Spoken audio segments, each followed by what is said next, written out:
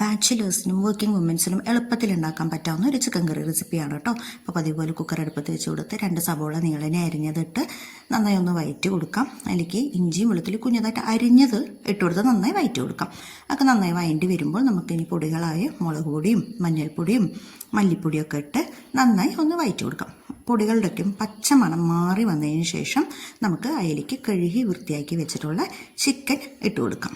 Chicken ഇട്ട് നന്നായി മസാലയിൽ നന്നായി ഒന്ന് മിക്സ് ചെയ്ത് കൊടുക്കാം. മിക്സ് ചെയ്തതിന് ശേഷം ഉരുളൻകിഴങ്ങ് ഇട്ട് കൊടുക്കാം. അത് ഓപ്ഷണലാണ് കേട്ടോ.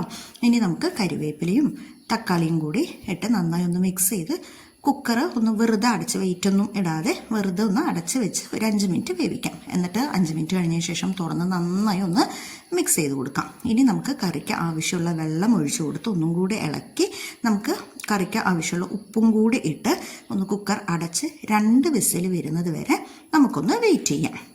ഇപ്പോൾ കുക്കർ 2 വിസിൽ വന്നിട്ടുണ്ട്. ഇനി അതിൻ്റെ സ്റ്റീമും കാര്യങ്ങളൊക്കെ പോയതിന് ശേഷം നമുക്ക് കുക്കർ തുറന്നു കൊടുക്കാം. ഇനി അതിലേക്ക് ചിക്കൻ മസാലയും കുരുമുളക് പൊടിയും കൂടി ചേർത്ത് നന്നായി മിക്സ് ചെയ്ത് കൊടുത്ത് അത് നന്നായി തിളച്ച് വരട്ടെ കേട്ടോ. കറി എത്രത്തോളം കുറുകി വരണം അതിന് ആവശ്യം അനുസരിച്ച് നമുക്കത് തിളപ്പിക്കാം.